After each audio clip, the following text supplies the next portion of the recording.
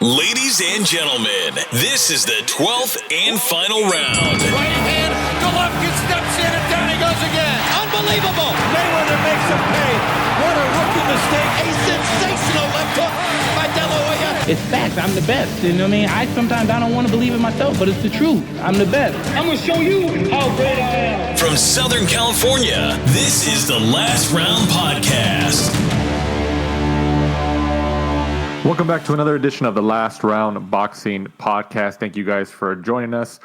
Before we get into some details about this week's interview, please check out our brand partner, FightsATW.com. That's FightsATW.com, the site where you can get your news, interviews on professional wrestling, the professional sport of boxing, and even a little bit of MMA, I believe. I've seen some stories, but professional wrestling and boxing for sure, that's your go-to spot. FightsATW.com. Go check them out. And our guest this week, if you're a boxing fan, even if you're a baseball fan, you've probably seen this guy, you've listened to this guy, you've seen him on your screens, whether it's your phones, your computers, your TVs, or what have you. But definitely, boxing fans have seen him in some of the most significant moments, whether it's kickoff press conferences, post-fight press conferences, post-fight interviews in the ring. He's a sports broadcaster and Spanish language translator. He's translated for Canelo Alvarez. He's had some moments with him that we get into in this interview. He's translated for Erizandi Lara. He's pretty much any fighter you can think of that speaks Spanish that needed a translator. He was your guy. He was with Showtime Boxing for I forgot how many years he said, but it was quite a lot of years.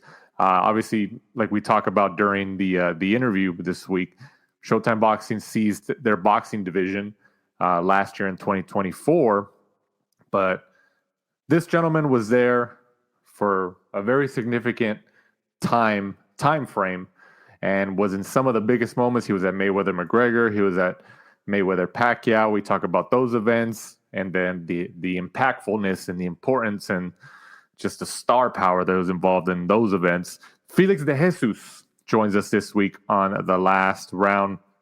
And as I mentioned, he's also a Hall of Fame voter for Major League Baseball. So we touch on some actual, if you're a baseball fan, hopefully you are, we touch on some baseball news. We kind of correlate a little bit on which baseball players were big boxing fans, who he talks to boxing people, who he talks to baseball players. When he talks to baseball players, which one of them, knows the most about the sport, which ones are hardcore fans and all that. It's very, very good stuff. We go into some specific moments in his career, especially with Canelo Alvarez at the Caleb Plant fight a couple years ago. We touch on those moments and the criticism he gets online from fans and others alike when he's translating. He also responds to that as well. So now it's time for our guest of the week, sports broadcaster and Spanish language translator. This is Felix DeJesus. And now it's time for the Last Round interview of the week.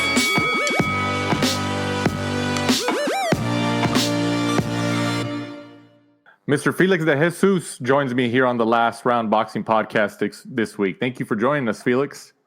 It's a pleasure to be on with you, Danny. Nice hello also to Michael. It's a pleasure to be with you guys. Thank you so much.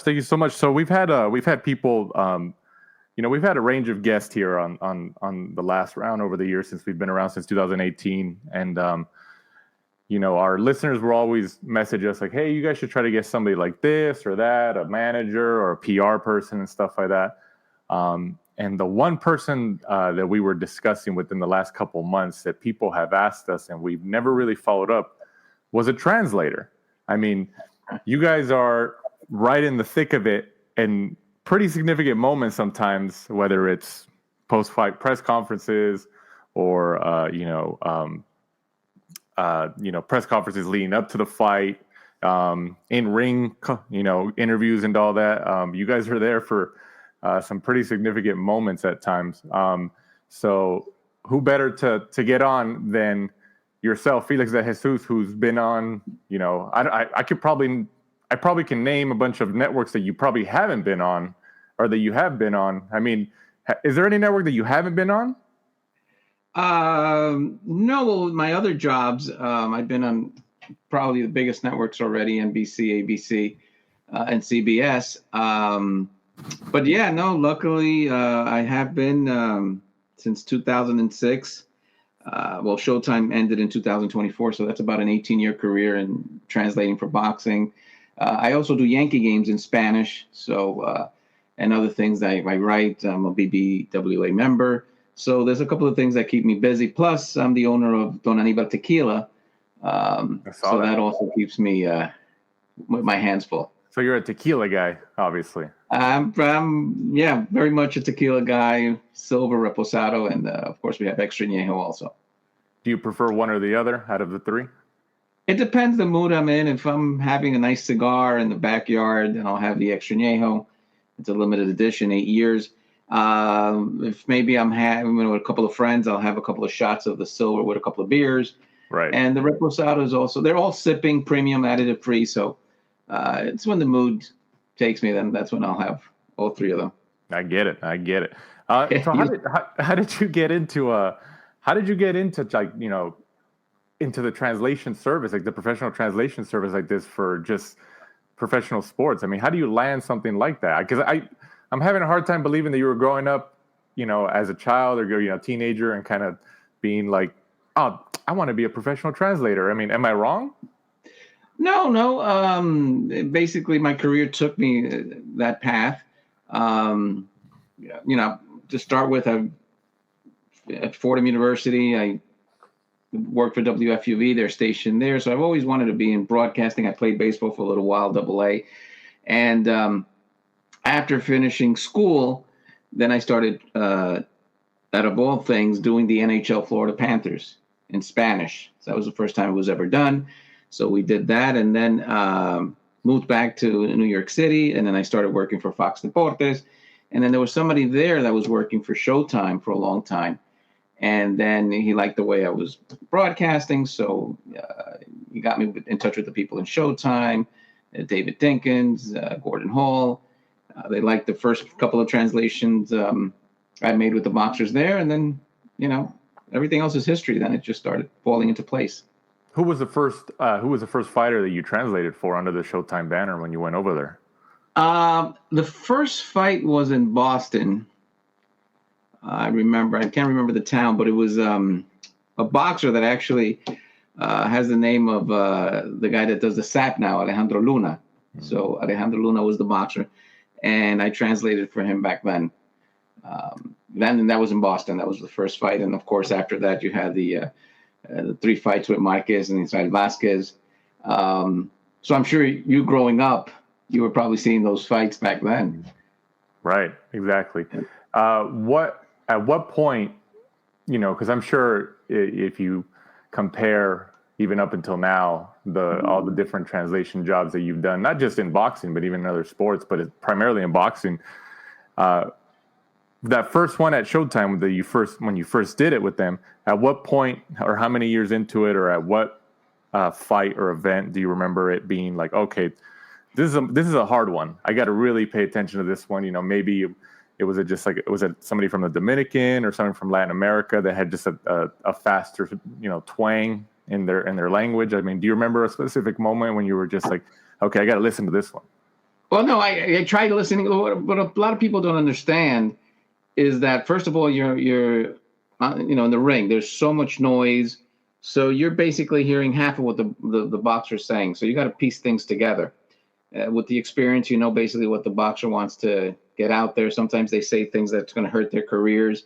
So you want to express it in the best possible way, not to hurt the boxer. Because, you know, I mean, some of them are concussed, you know, so they might, and some of them have lost the fight. So they're really mad. So you just got to make things flow correctly so that people understand what the boxer's trying to get out there. And it's tough when you can't listen to it. Things got better, technology. We had an IFB that made it a little better, but still it's just crazy up there in the ring when you have so many emotions. For some guys, this is some fights for them it's life or death. If they lose, they're probably not going to get another shot. And some don't make a lot of money in those first couple of fights. So you got to make sure that everything is set correctly.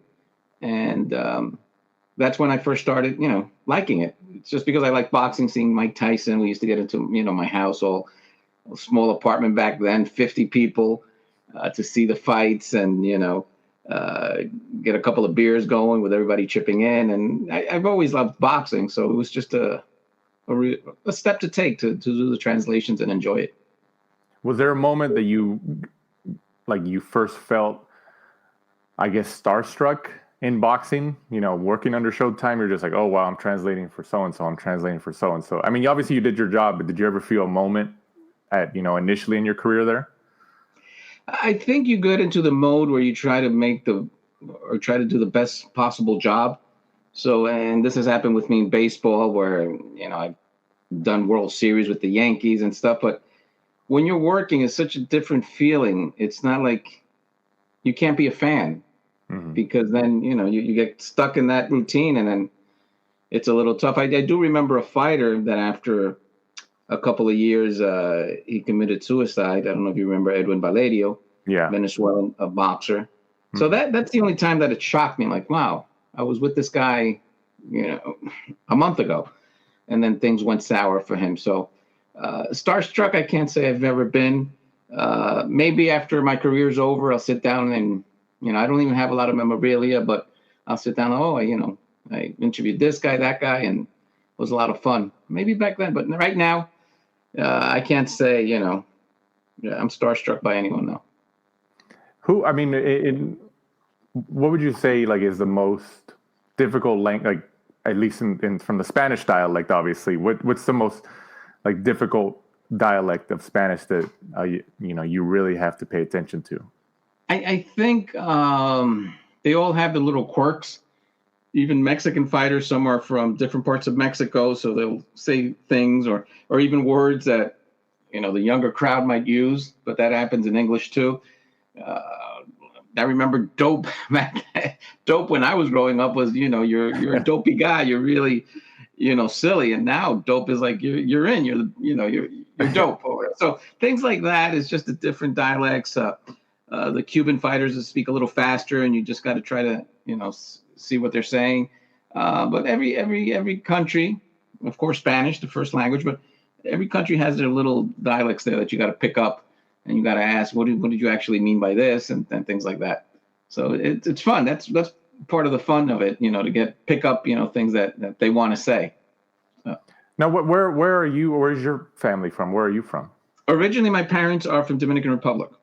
So a lot of people confuse me with Puerto Rican, Mexican, but I was born here, but my parents are from Dominican Republic, and I did study there my high school. So that's why. I dominate English and Spanish because of the education I received over there. But it's hard, for both languages, and especially when you're translating, to switch. Your mind switches back and forth from English to Spanish, and stuff. I mean, obviously by now you've done this for so long, you found a routine and a flow. But did you ever run into that to that issue or problem where your mind just going back and forth, switch on, switch off? While in ring or anything like that?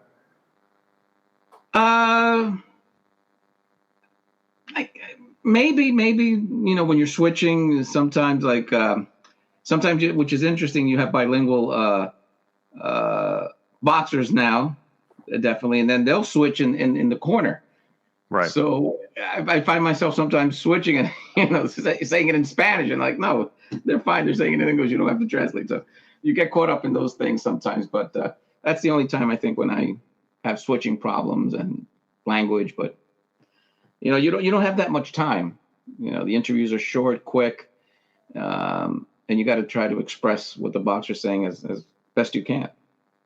You mentioned earlier that the answers that these fighters give sometimes, they're very extensive and all that, and but you kind of have to be a little bit. You're trying to be accurate, but you're also trying to be, I guess, quick in your answers to get to the next question, to get the flow moving.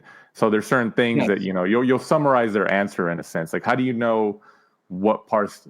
Okay, I'm gonna put that in my answer, in my translation? Like, how do you determine that? Yeah.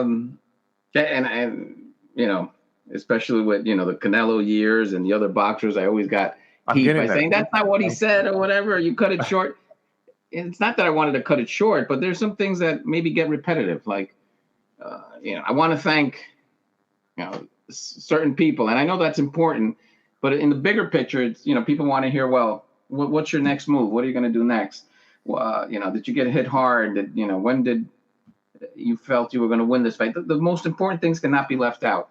And, you know, when a boxer goes really long, you know, it's hard to just translate word by word. And plus, sometimes what people don't understand is Spanish to English doesn't really translate. They're saying something else, but it doesn't translate into English.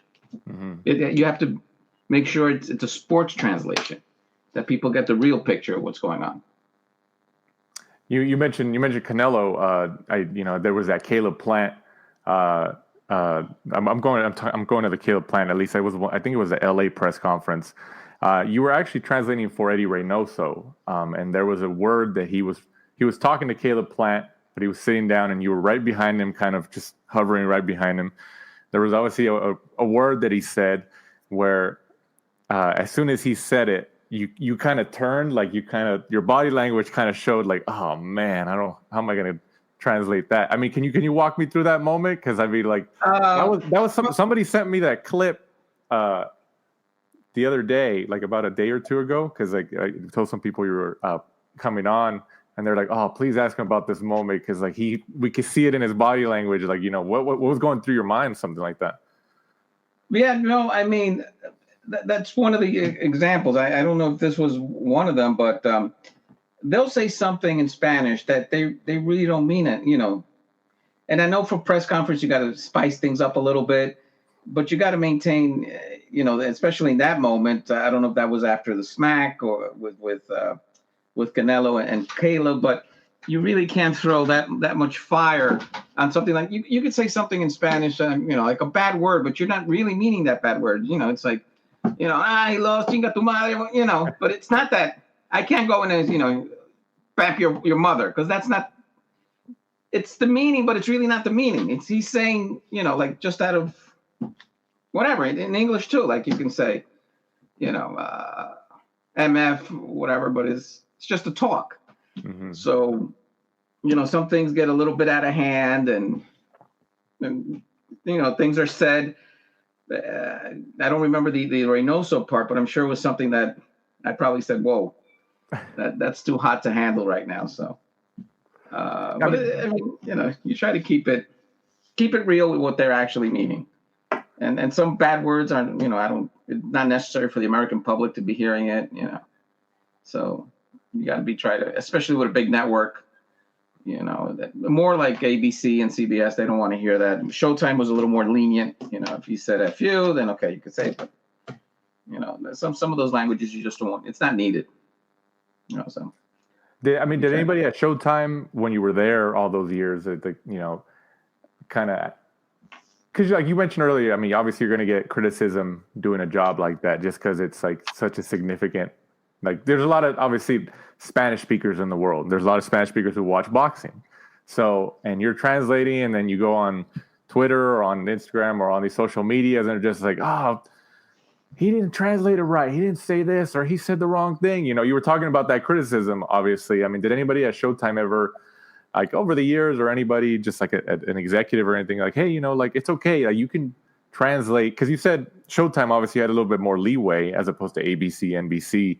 But did anybody ever like kind of give you constructive criticism like that, saying, hey, you know what, like, we get sometimes that they're saying it, but it's not you saying it. Like, you're not saying that. It's the fighter saying that. You're just repeating it.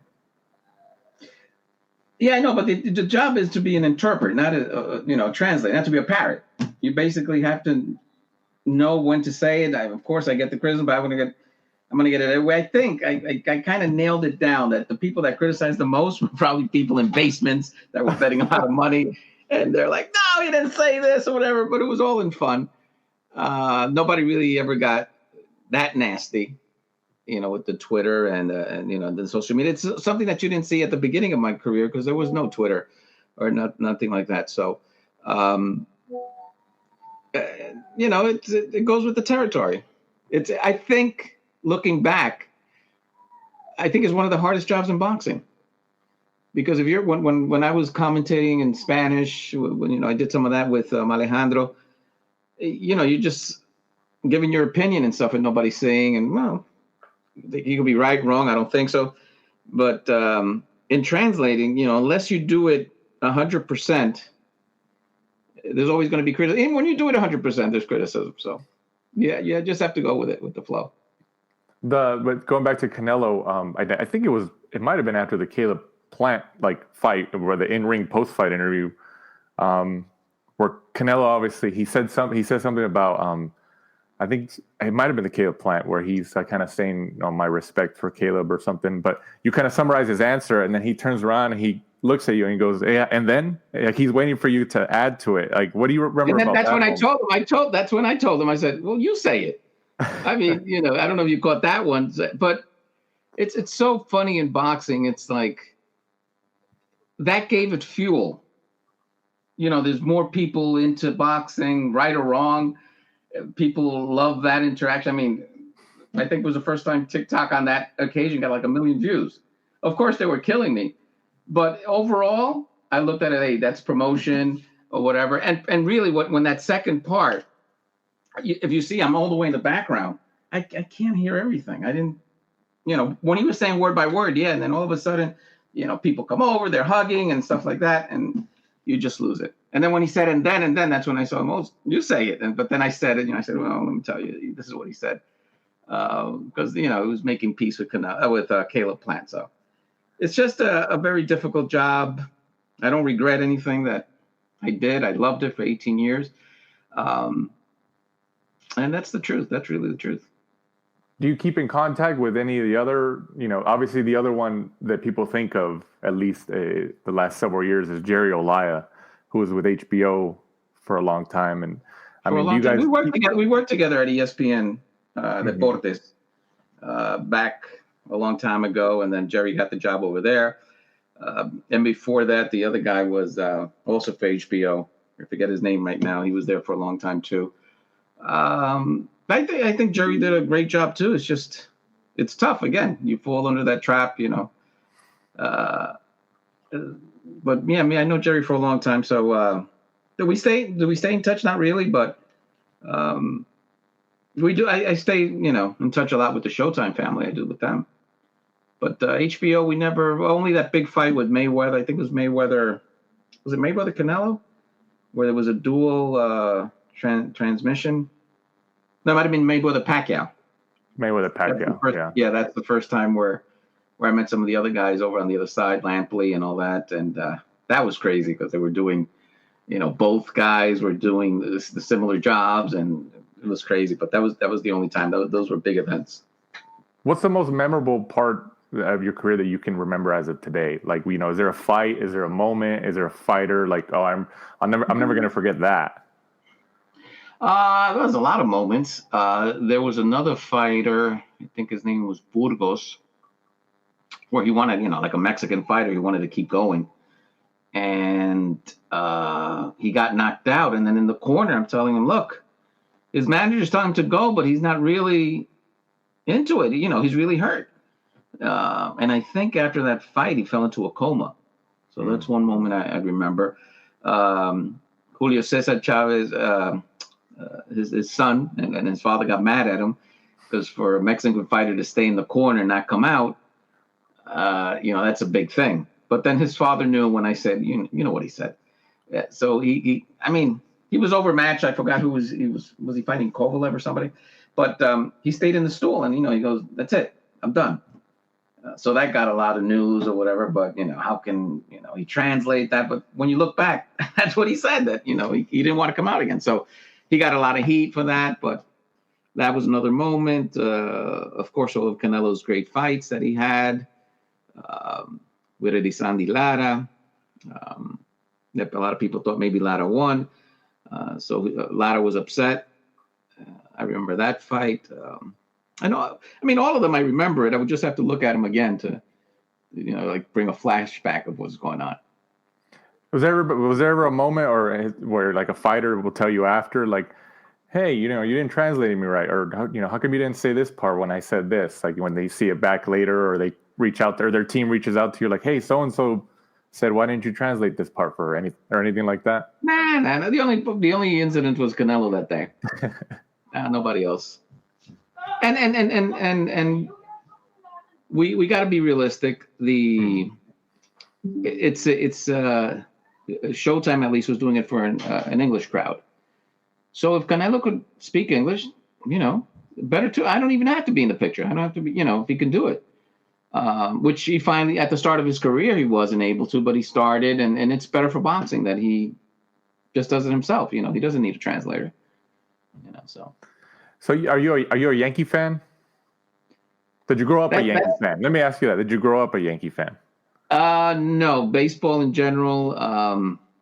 Living in New York City, growing up, I liked the Mets, which now they got Juan Soto, so it's pretty good. But then, of course, doing the Yankee broadcast, I didn't become I don't think I'm a fan, but you root for certain players. I did events with player events, and those players take their time to go and do charity and stuff like that and events. Then you root for them. How can you not root for them? You want them to do well because they went to your event. So, but now it's, once you're in this business, it's, you either want the best interview, you want the best calls. This business takes that away from you. Takes being a fan out of you.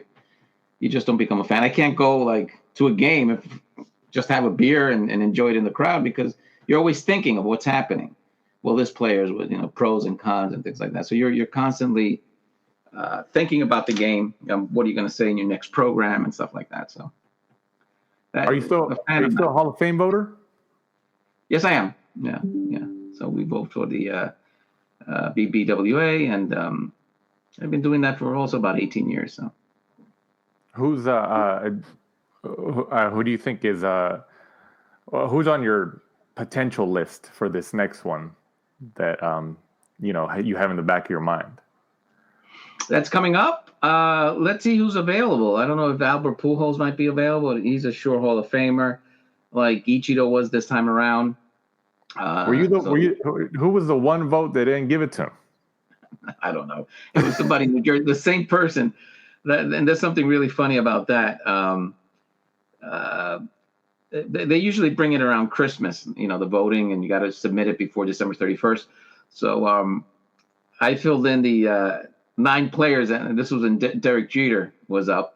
So I filled out 9 players, and I said, everybody have a nice Merry Christmas, blah, blah, blah. And then, of course, the phone blew. You didn't vote for Jeter or whatever. And I said, okay, let me give you the revised one. And then I checked Jeter. But it's some mediocre writer that, Suzuki was a great, he did it for Jeter, too. The only one that's been unanimous is Mariano Rivera. Everybody else has failed, and these 2 guys by 1 vote. I think it's somebody that wants to, mess up the issues and stuff like that. But then looking back, we've also had Willie Mays' son and Babe Ruth. All these guys didn't get in 100%. So, it's just crazy. Who do you think? Obviously, Mariano Rivera, like you said, is the only 100% vote. But who else that you can think of that hasn't been voted in yet, or maybe is coming up in the future? Who would you think, like, okay, if I had to put money on it, that guy has a really good shot to get 100% of the vote? Well, with this guy that exists here now, I don't know why he does it, and they don't give the name of the person that didn't vote for him. If he wants to play games, I think, sure Hall of Famer 100% would be Albert Pujols, the next guy coming. But I doubt that he's going to get 100, because this guy that's out there, just won't vote for him. So, do you think? Do you think, because there's obviously voters in different sports. Boxing has their own who vote for the Hall of Fame and stuff. Do you think there's just kind of like there's that one person or a couple people out there just like, maybe they like the attention, so they vote like that because they know, I'll get some attention even if they don't know who I am? Yeah, I think that's why they're doing it, because like you've had players that are really not, when you go down there and interview, I don't want to interview. They're real. nasty sometimes. But you really have to take that away and see what he did, in his career. I mean, if he's a Hall of Famer, he's a Hall of Famer. I mean, you can't take that away from him because he never gave you an interview or stuff like that. You have to really, really sit down and say, is this guy okay? He was bad with me, but still, he was a great player. So you got to really put that aside and just vote for who you think should be in the Hall of Fame, unless they're great players. Yeah, you were saying. Is there any boxers who are baseball fans that you've had like conversations with, like about baseball? They're very, very. Oh yeah, I've been into it with a couple of boxers. I don't know if you remember Elio Rojas. Yeah, I do. Yeah, I think he was a middleweight or something. Not middleweight, featherweight, I think. And his favorite player was Alex Rodriguez. Oh my God, I love Alex Rodriguez. I'm like, look, I'm gonna have an event with him. You're invited. And he came. He was so happy. He took photos with Alex and with the belt. I think he was champion back then. So that was fun. Yeah, some boxers. Yeah. Any modern boxers right now who are like big baseball fans that you know of? Any modern? It's actually the other way around. More baseball fans are real boxing fans. So they would love to see Jose Molina. He was a catcher with the Yankees. I think his brother did play with the Angels. Benji Molina, the Benji brother, Molina, right? Three brothers, Jose, Benji. Yeah, there's three of them. Yeah, there's three of them. So, oh my God, Jose was a big fan. That was during the Miguel Cotto years or whatever, and we would speak for hours there, and in the dugout and stuff. And from the other way around, who was a big fan? Oh well, your Dennis Ugas and him and Aroldis Chapman are good friends. Actually, Chapman helped him a lot when he came out of Cuba, so there was always a connection with them. And there's, I can't think of top of my head right now, but a lot of fans, both ways, boxers that like baseball players and baseball players that like boxers. So those are just a couple of samples of guys that got along. And baseball players, like on a Saturday night, they would go to the games, to the fights. I remember having a couple of Yankee players go to the Barclay. They just wanted to go to the fight, so made a couple of calls. And even in Cincinnati, when Broner was fighting, we had a couple of Cincinnati Reds and Met players go over there, and of course they enjoyed it. It was like their night out in Cincinnati. Are you the go-to, like when you're like at MLB stadiums or just covering the beat for MLB, like the players who know obviously like, oh, he's also a boxing guy. Like, are you the go-to? Oh yeah, no, definitely, yeah. They knew who I was and stuff. No, I know they know who you are, but do they go to you like, hey, what do you think about this fight? Or yeah. They would all go. Like you're the neighborhood boxing guy to them. Yeah. It's fun, because baseball is a long season. So let's say a game starts at 7:00. These guys are there by 3. So there's a little time to kill. So we would sit down and just talk boxing and what do you think about this? So then you've been in this boxing world so long that you basically, some things stay with you. So who's good, who's bad, who has a shot. So they always wanted to hear my experience on that. Would you say, I mean, you said like the Molina brothers, like Jose Molina, for example, but would you say that he's been like, the biggest boxing fan as a professional baseball player that you've met in your career so far? Or has there been somebody like that's been, a bigger fan than he was?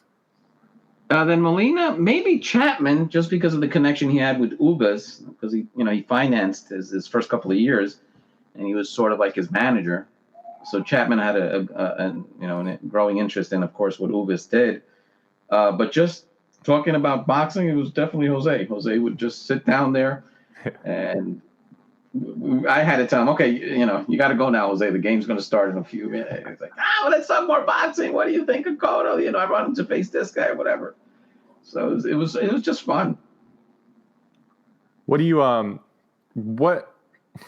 now that you're not with Showtime, obviously since they seized their boxing division last year, what's on what's on the platter next for your future? I mean, what's going on? What do we, are you still looking to, I mean, obviously you could probably be contracted. I'm not sure if you work individually for another company, like obviously like a Showtime anymore, but, what's next? What's the next steps in your future? Well, I mean, I'm doing more Yankee games now that I'm not doing boxing, and then the tequila company keeps me very busy. So that, plus I write. There's always some gigs that we'll do, the Caribbean series and things like that. So, yeah, no, there's a few things on my plate. Do I miss boxing? Yeah, it was a lot of fun. The traveling was good. After a couple of years, traveling gets a little hectic, but at the beginning it was fun.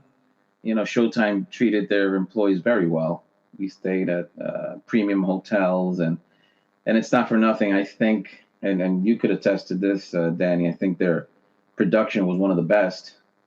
HBO's too was very good. So I don't know what we're seeing now. Maybe they could put the production up a little more, and that's kind of sad because they're kind of eliminating things, and when you eliminate some positions, the product suffers. It really does. So I don't, and I don't want to take anything away. And then we're probably saying, oh, it's Felix. It's good because you're saying that because you're basically out of the business.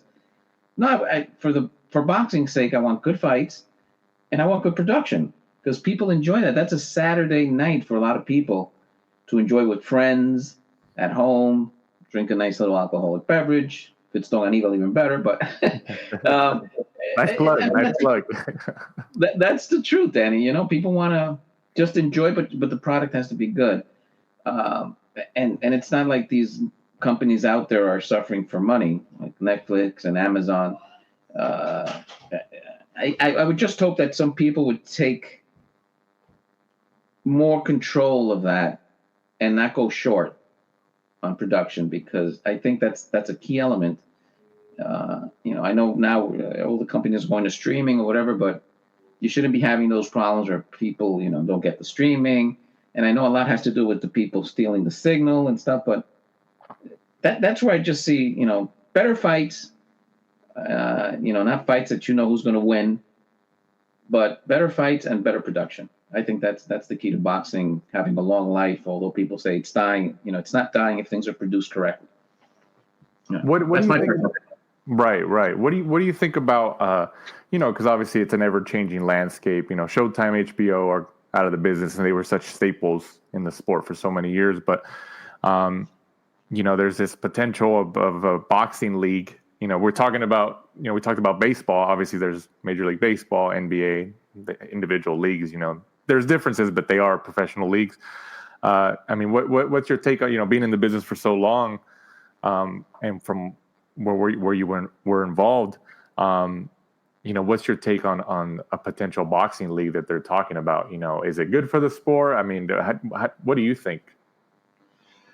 It's a little tough. I don't know what the actual template would be for this league, but I mean, a boxer's life, in the ring, it's no joke.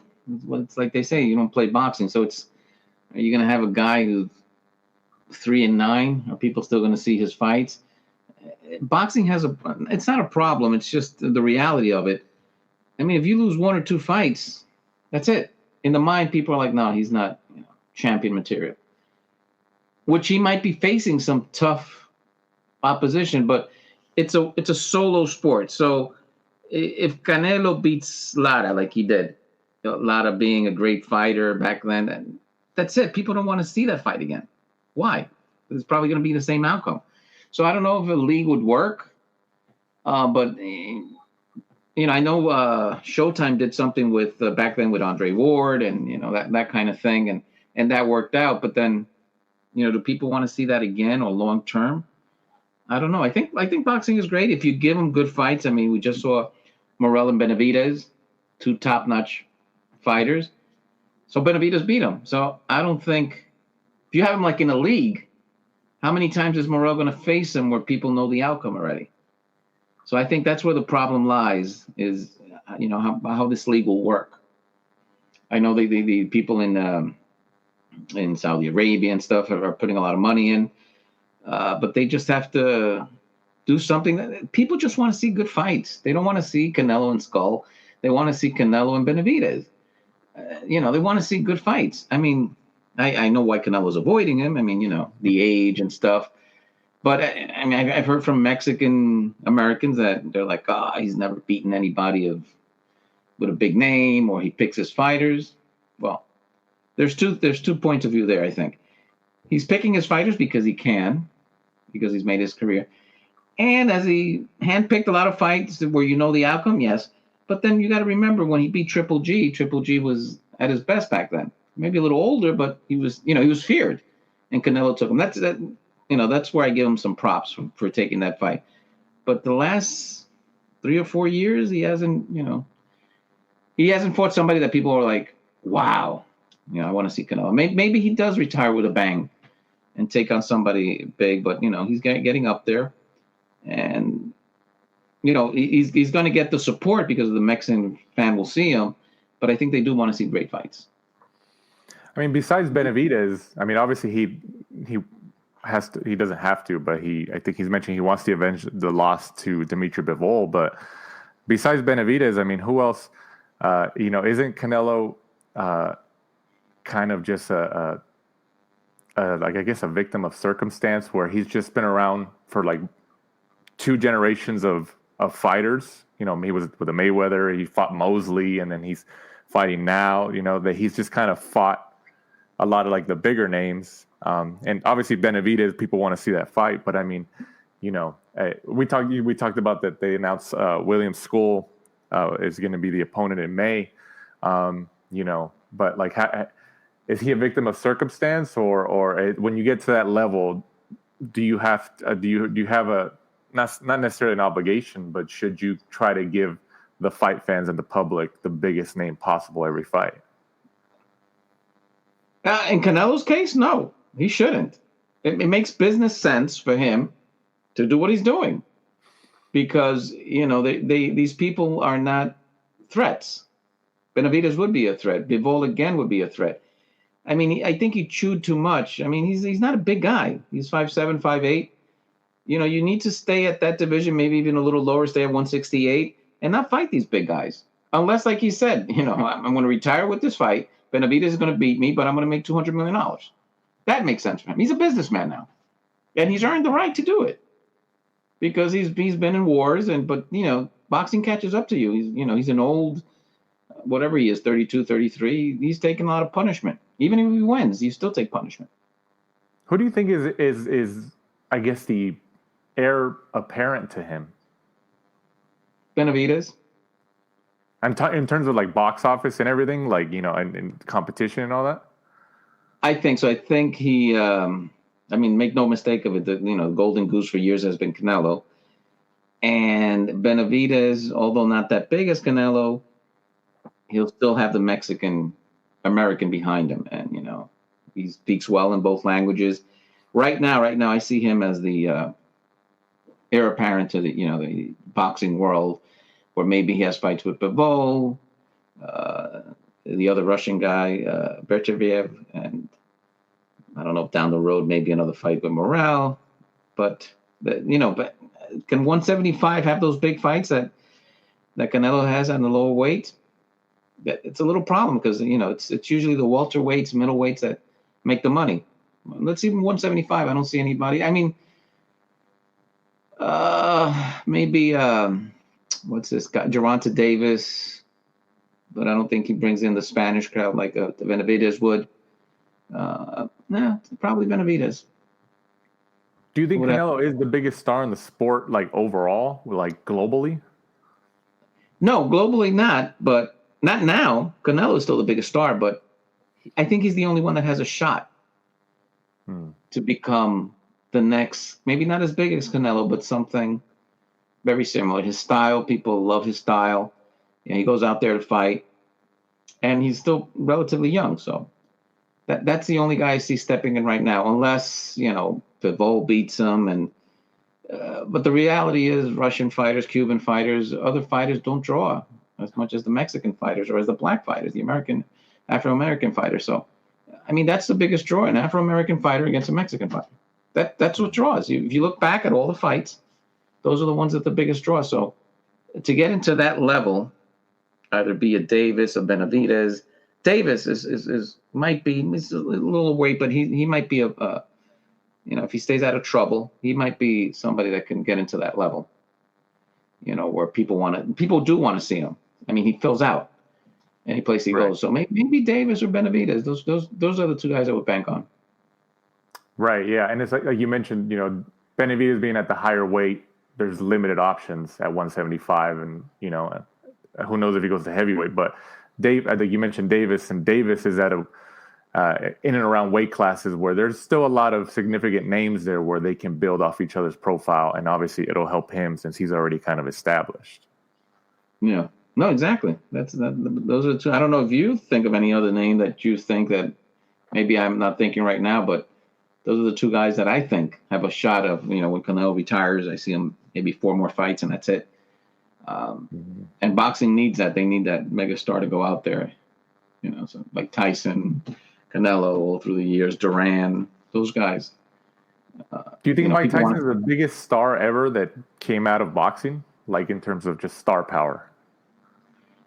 Star power, he attracted for some reason. He even attracted, almost 60 years old. Netflix had great numbers. So, overall, I think he's the person. I mean, I wasn't around in the 40s and the 50s, and boxing was great back then, but it was more, going to see the event than globally where you can see it everywhere, and now with social media and now with the, the internet and stuff. I think Tyson got there at the right time, a great KO artist. And I think he was. Tyson was definitely the biggest star out there that we've seen so far. But there's a lot of ones that have come close, Canelo has drawn great numbers. Mayweather has drawn great numbers. So those guys are just maybe a little bit de la Hoya. So those guys are maybe just a step behind Tyson. Was you were at Mayweather McGregor, right? Yes. Would you think was that the biggest event that you were a part of, like in terms of eyeballs, or is there another one? I think Mayweather Pacquiao. For some reason that drew a lot, but Mayweather McGregor was close. But I do remember in the Mayweather Pacquiao seeing like LeBron James, all these guys with their little phones. They looked like like little fans, just in the front row. And then those tickets, I think they were like, 50,000, whatever they were. I mean, extremely expensive. And there's the Showtime back. I remember going into the offices and to see that fight, how much star power it attracted. Donald Trump was all the way 30 seats back. That's the president of the United States. And like, he couldn't get a seat in there. And you see LeBron James, like with the little camera and everybody, and Jennifer Lopez, Alex Rodriguez, all these stars went out to see that Mayweather Pacquiao fight, and seeing them all there, Denzel Washington, it was incredible to see how many star power people were there for that fight. So I think that one, McGregor too, they were both 1 and 2 in regards to big fights that I've had the luck of being there. When do you think we'll ever, maybe in our lifetimes or anything like that? I mean, do you think we'll ever get another event with the magnitude of a Mayweather versus Pacquiao? Yeah, I think we will. I think boxing is has its ups and downs because before then you had big fights with Tyson and people, this is never coming back, and then you had Mayweather Pacquiao, Mayweather McGregor, and down the line there's another fight that's people will want to go and see. It's two people in the ring hitting themselves to death, and that attracts. So people will see them. Yeah, there'll be a bigger fight. Rounding to the finish line here. We obviously appreciate your time. What is your prediction for the 2025 MLB season? Well, those Dodgers of yours, Danny, they just bought everybody. I mean, What do you think about that? They get the criticism. I mean, the Yankees, for a long time were the big, spenders. I mean, yes. Big market teams, that's just Fortunately for them, that's what they have. But I mean, what do you think about that criticism? I mean, you're a Hall of Fame voter. I'd be interested to know that. No, it's funny now that the Yankees are crying. That's funny. They're saying, "Oh, we need a salary cap." Or I'll probably get reprimanded for this, but it's the truth. I mean, the Yankees, and I've said it on my radio shows too. Yeah. Oh, besides that, I have 2 radio shows. So I know you mentioned, which is El Mundo de las Grandes Ligas, which is number 1 on MLB.com, the number 1 podcast, and we just started the World of the Big Leagues, and that on Tuesdays. It's also a podcast on Apple Podcasts. So. When the Yankees had the control, nobody was criticizing them. They would get the biggest stars. And now it's the Dodgers. The Dodgers played with the system. They knew how to defer contracts. And that's how they're getting these great players. I mean, they're the Japanese of, the East or something with all these Japanese players. So I don't know if you're a Dodger fan, but you're definitely going to be loaded for the next couple of years because Ohtani's a great star, Yamamoto also, and they basically beat the Yankees well in the World Series. So I see them maybe having the first dynasty since the Yankees back in the 90s. Would you favor the Dodgers as with the highest chances of another World Series this year? I mean, obviously it's difficult, especially in MLB because the season is so long. But, at this early stage, would you favor them? Yeah, when you have other people in the business, well, you never know. There could be injuries. There could be injuries. I mean, these guys have, 2 pitching staffs, and again, Kershaw might still go back to the Dodgers. So, and then they signed Blake Snell. It's, what them having injuries, it's like that's other teams saying, we have a shot this year. They get injuries. So, I mean, first of all, you don't want to see that. You want to see the best players play. And if that's what you're hoping for the Dodgers to get injuries is the only time you're going to beat them. I mean, anything can happen in baseball, but they're stacked. They're stacked with middle relief, all the players they got. I mean, they're going to be fun to watch for a lot of years. The Mets just got Soto. Maybe they can do something in a short series. But when you're banking on, if this goes well, maybe we could beat the Dodgers. I mean, what people are putting out there that has to go super well to just beat the Dodgers, it's not realistic. I think you're going to see a dynasty for a while with the Dodgers because and then there's another dynamic hitter in Japan that they make it next year, Morimoto. So this team just keeps going and going. And it's good to see the Dodgers doing that. Maybe they'll meet the Yankees again in the World Series. Hey, that was fun. Regardless, of if we didn't go 7 games or something, it was cool to see the Yankees-Dodgers in the World Series. Everybody says that every year, and it happens. So I thought it was cool. I thought it was cool to see. Are you a Dodger fan? I am. Oh, okay. Yeah. So you're gonna have a good go for a while, Danny. There with the. No, yeah. I'm gonna enjoy the ride, man. I'll take the criticism. I'll let people talk, but I'll enjoy. You gotta enjoy the ride sometimes, Yeah. No, and it's not a guarantee, 100% guaranteed, but I like their chances with all the people they have. I mean, things really have to go terribly wrong. A lot of injury for them not to make it. But I mean, Glasnow, Snell, Yamamoto, Ohtani could come back and pitch. That's just one. And then you have another pitching staff that you can come out. So they have they're 10 deep. And, pitching now wins baseball. And that's besides the hitters they have. So, they're pretty set. Who's the second, team best? Do I want to say best? But the second best team, I guess, you would put behind the Dodgers in 2025, this upcoming season. Because spring training, they're reporting this week, I think, to spring training. Yeah. This week, everything starts again. I'll be heading down to Miami, Tampa for a bit, just to see how the Yankees are doing. The Yankees are okay in the American League. You never know. There's a lot, I don't want to say there's a lot of teams that are mediocre, but there's a lot of teams that are maybe a step ahead. Maybe the Yankees, Astros. Let's see what Cleveland has to bring. Detroit had got a little better. Boston also got better, but so they're all. I don't want to say there may be an A-, and then on the other side, the Dodgers, the Braves are getting back Acuna Jr. The Mets got Juan Soto, and the Phillies are always strong. So those are I think the other guys are in the second tier. Dodgers number 1, and then you got a bunch of teams that are maybe a step below. But again, let's see if injuries happen. I don't like to use that as as a selling point, I but hope that's not for the Dodgers. I hope not. I hope no injuries happen. But I mean, it's like you said, it's a long season, right? It is a long season. Yeah, it could happen, but nobody wants to see that. I mean, I think they're a cinch to win that division this year. The Padres, I don't know how their financial numbers are, but they're no threat. Maybe Arizona a little bit in a short series with Corbin Burns, but no, the Dodgers are good. I'm going with the Dodgers. All right. Well, Felix, I appreciate your time this evening. I'm glad that we were able to coordinate an interview date here. Like I said, we've had listeners over the years like message us like, oh, can you get a PR person? You get a manager, a promoter, So we've gotten all the different characters, and the one that we've had on the list, like, hey, get a translator. I was like, oh, okay, I think it's time. So I appreciate you coming on. No, for me, it's Danny, it's a pleasure to be on your program. Say hi to Michael Shepard for me. You guys have a great show.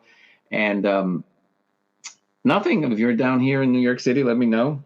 Maybe when the Dodgers come in or something, you can see a couple of games down here. I was there last June, yeah. Look me up, and we'll go to the games. And it's a big, it was a pleasure to be on, and I'm sure you'll probably get tweets about this show saying that damn translator. If you have haters, doesn't that mean you made it? I just, at my age, you don't want haters anymore. But it's all in good fun as long as people don't get nasty. Right, I could take the criticism. So before we sign off here, go ahead and we talked about your tequila. You plugged it a couple times. You got your podcast. Go ahead and throw them all out there again for the listeners. Okay, so it's the World of the Big Leagues. That's where we interview ball players. My co-host also he works for the Yankees, so we get a lot of Yankee players on, players in general. And that's called the World of the Big Leagues. And then El Mundo de las Grandes Ligas, which has been going on for about 20 years now. It was the first podcast we actually used back then was the telephone line still, if you can believe it, like modems, like yeah. So the world, but it's done well for us. We've had it for 20 years, and it's the number one show on MLB in regards to podcast. So those two shows. Then we have a live show here on WKDM. That's also on Sundays. And so we do the podcast, of course, the Yankee games, and the tequila. Don Anibal Tequila, it all started in one of my events. I did a player event, and one of my sponsors said, hey, why don't we go to Mexico? And tequila's hot right now. So we went down there. We made a deal with a great tequila maker, which is 1414. Vivanco, Familia Vivanco, and it's been going well. People love the product because it's additive free. You're not going to get a headache or anything, and you can purchase it online or anywhere. DonAnibalTequila.com, and it's something you can enjoy at a good price. Are there any bars like in New York or any other? Oh yeah, no, New York. There we have it in about 150 stores and restaurants and bars in New Jersey. About 110 in New York. We're down in Florida, North Carolina, Connecticut, and then sooner or later I'm trying to get to the West Coast. So we'll see if we can get it out there to the West Coast. Yeah, well, let me know. I'm a tequila guy too, so I'll be on the lookout. What do you drink now? What do you drink now? You know what I've been really into? Actually, I tried one last weekend. I forgot what it was called, but it was from Durango, Mexico. It was in a mezcal? Was it a mezcal? It was a mezcal. Oh, yeah. It had the smoky taste and stuff. I'm trying to remember what it was, but like there's always like the go-to ones that people order at the bars and stuff because they have plentiful of those. But this one, I was out with my wife, and I always ask, oh, what do you guys have on? Have any specific ones? They're like, oh, we have this one, and we have this one from Durango, Mexico, and I was like, oh, I want to try that one. I'm trying to remember what it was called, but I liked it. But it's cool like trying these new ones because then you're like, oh, I remember that one, and you look for it again or you try to buy it. So there's so many competing brands that it's hard to keep up sometimes, but I'll definitely look yours up and try yours. So it sounds pretty good. No, and the good thing is that American consumer now, they are, and not taking any away from the traditional ones that sell a lot because they've done their marketing work, but now people are really looking into tequila as, they're becoming connoisseurs. They really know what they're looking for. So that's something that, is going to benefit all of us, where you get to taste a good tequila, be it the Anibal Tequila or all the ones that are out there. Right. The American consumer is really becoming, up to date on what tequilas taste. The additive free is big. People don't want hangovers in the morning, so it's the sugar that gives you the hangover. So right. Be it rum, whiskey, or tequila, it's the sugar. So if you only have the agave, unless you put it in a margarita that's full of sugar, then you're gonna get the sugar anyway. But if you have sipping tequilas, people are really in tune to that. So that's good stuff for the future. Absolutely. Well, Felix, we obviously appreciate your time here on the last round. You're welcome back anytime. I'm sure we'll get you back on in the future to talk not just boxing, but baseball. So, with the season, maybe halfway through the season at the All-Star break, maybe the Dodgers have no injuries, so we can talk about that. Definitely, we'll do that, Daddy. Well, I appreciate it. For our guest of the week, and Felix DeJesus, sports broadcaster and Spanish language translator. He also has tequila that he was promoting just a bit ago. Go check that out. I'm Danny Z. This is The Last Round. Thanks for supporting and listening to the show. Follow us at The Last Round 12 on social media. Rate, review, and subscribe. This is The Last Round Podcast.